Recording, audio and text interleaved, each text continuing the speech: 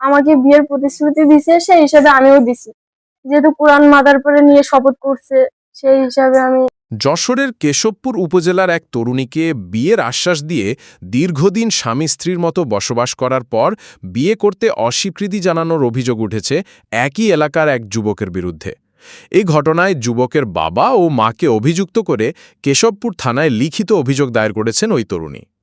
থানায় দায়ের করা অভিযোগ সূত্রে জানা যায়, উপজেলার ১১ নম্বর হাসানপুর ইউনিয়নের টিটাবাজিতপুর গ্রামের আয়শা খাতুন, যিনি ঢাকার গাজীপুর এলাকায় একটি গার্মেন্টস কারখানায় চাকরি করেন, একই গ্রামের রাকিবুল ইসলাম নয়ন তাকে বিয়ের প্রতিশ্রুতি দিয়ে প্রায় ২ বছর ধরে ঢাকায় একটি ভাড়া বাসায় স্বামী স্ত্রীর পরিচয়ে একসঙ্গে বসবাস করেন বলে অভিযোগে উল্লেখ করা হয়েছে। অভিযোগে আরও বলা হয়, এ সময় আয়েশা খাতুন তার উপার্জনের অর্থ থেকে প্রতি মাসে ৮ থেকে ১০,০০০ টাকা করে নয়নকে হাত খরচ হিসাবে দিতেন। এছাড়া নয়ন তার কাছ থেকে একটি স্বর্ণের আংটি, একজোড়া স্বর্ণের কানের দুল এবং একটি রূপার ব্রেসলেট গ্রহণ করেন বলেও অভিযোগে উল্লেখ করা হয়েছে। ভুক্তভোগী তরুণীর দাবি, চলতি বছরের ঈদুল আজহার আগে উভয় পরিবারের মধ্যে তাদের বিয়ের বিষয়টি চূড়ান্ত হয়। সেই অনুযায়ী গত ২৭ মে তারা ঢাকা থেকে নিজ নিজ বাড়িতে ফিরে আসেন। পরে বিয়ের বিষয়ে যোগাযোগ করা হলে নয়ন তার বাবা আকবর আলী সর্দার ও মা লিলিমা বেগমের পরামর্শে বিয়ে করতে অস্বীকৃতি জানান। এ ঘটনায় রাকিবুল ইসলাম নয়ন তার বাবা আকবর আলী সর্দার এবং মা লিলিমা বেগমকে বিবাদী করে কেশবপুর থানায় লিখিত অভিযোগ দায়ের করা হয়েছে। অভিযোগে আরও উল্লেখ করা হয়েছে, বিষয়টি নিয়ে পারিবারিকভাবে এবং স্থানীয় গণ্যমান্য ব্যক্তিদের মাধ্যমে একাধিকবার সমাধানের চেষ্টা করা হলেও কোনো সমাধান হয়নি। পরে স্থানীয়দের পরামর্শে তিনি থানার শরণাপন্ন হন। অভিযোগের বিষয়ে জানতে অভিযুক্ত নয়নের বাড়িতে গেলে তাকে পাওয়া যায়নি।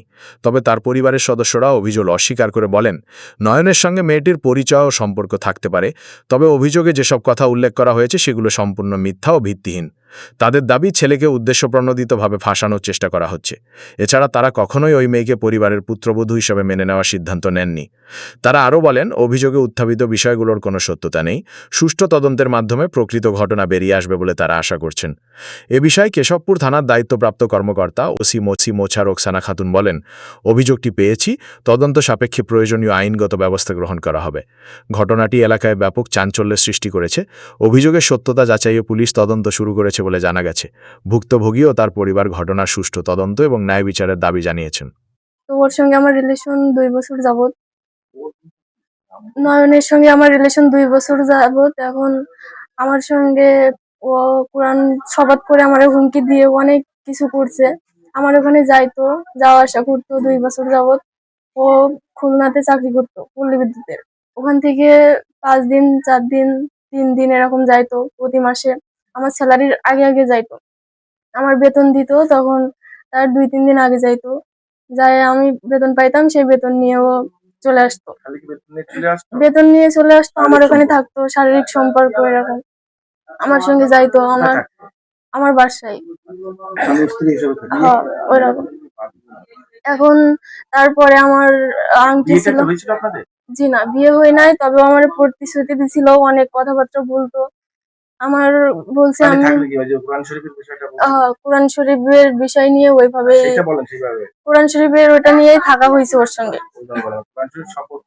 কোরআন শরীফ শপথ নিয়ে ওর সঙ্গে আমার থাকা হয়েছে। ও আমাদের প্রতিশ্রুতি দিয়েছিল কোরআন শরীফ দিয়ে।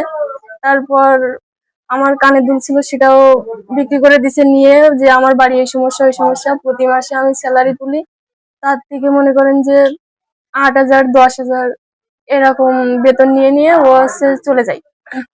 বলে আমার বাড়ি এই সমস্যা ওই সমস্যা, এই সমস্ত বলে চলে যায়।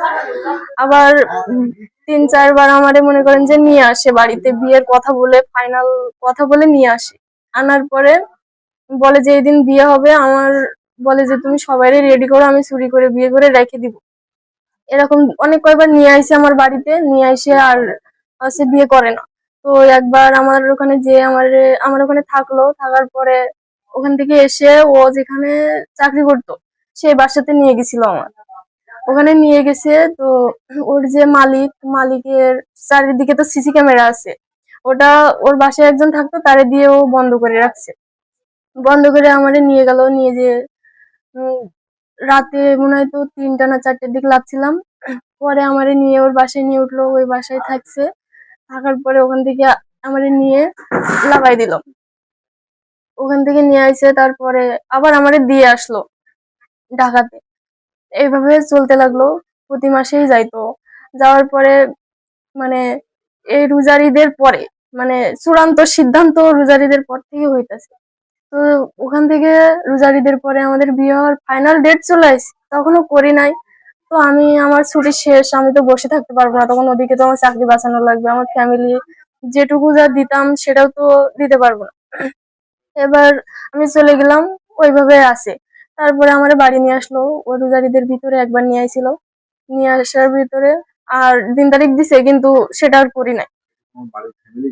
আমার ফ্যামিলি বলতে আমি সবাইরে জানাই নাই আগে, ও আমারে মানে কোরআনের ভিতরে আমার অনেক কিছুই বলছে যে তুমি যেন কিছু বলো না, কিন্তু কোরআন শরীফ তো এটা ইসলামের এটা তো ভয় অনেকেই পায়, এই সমস্ত অনেক কথাবার্তা আমারে বলছে। আর আমি তো অতটা, এখন আমাদের বিয়ের ডেট 27 তারিখ, 27 তারিখ, 27/5/2026, ঈদের আগের দিন বিয়ে হওয়ার সমস্ত সবকিছু ফাইনাল।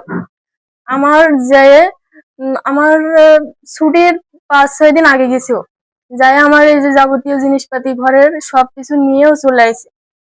আসার পরে বিয়ের দিন তারিখ আমার আব্বুরে বললো যে আপনি টেনশন করেন না, আপনি যান, বিকাল বেলায় সবারে গুছায় আসতে বলতেছি, আইসে আমিও বিয়ে করে আপনার বাড়িতে চলে যাবেন, ওইভাবে রেখে দিবেন, পরে আস্তে আস্তে সবাই মেনে নিবেন। এভাবে কথা হলো। তারপরে হয় না, পরে ফোন দিলাম, কয় আমি যদি তোমার বিয়ে করি আমার আম্মু আত্মহত্যা করবে। এখন আমি বললাম তোমার আম্মু আত্মহত্যা করবে, তাহলে আমার আমার কে দেখবে? আমার যে তুমি আমার তো মনে করো যে সবকিছু তো তুমি শেষ করে ফেলাইছো। নয়ন আমার কাছ থেকে আমার 2 বছরের যত ইনকাম সব টাকাই ও নিছে, প্রায় 2.5-3 লাখ টাকা এরকম হবে। তো সে পরে ভর্তি থেকে আমি আবার বাড়ি থেকে টাকা নিয়ে আবার আমি রুম ভাড়া দিছি, দোকানে দিছি, আমাকে বিয়ের প্রতিশ্রুতি দিছে, সেই হিসাবে আমিও দিছি, যেহেতু কোরআন মাথার পরে নিয়ে শপথ করছে, সেই হিসাবে আমি টাকা দিছি, ওরে ও চাইছে আমি দিছি, ও আমার ওখানে আইসে এসে নিছে।